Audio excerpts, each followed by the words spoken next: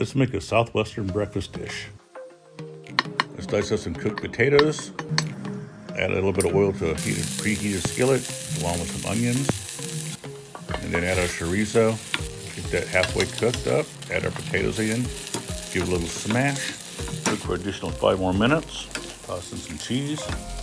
Give it a little stir. Add a little bit of cilantro. Remove from the heat. Now we're going to add our can of black beans that's been rinsed. Add some seasoning to it.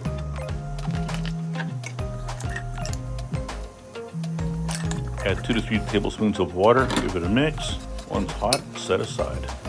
Go with our pico de gallo with some diced up tomatoes. Slice up a serrano pepper. I keep the seeds in it to make it a little spicier.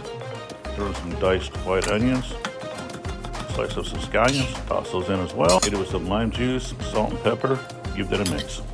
Now for our scrambled eggs. Whisk 3 eggs. Add 3 tablespoons of clarified butter.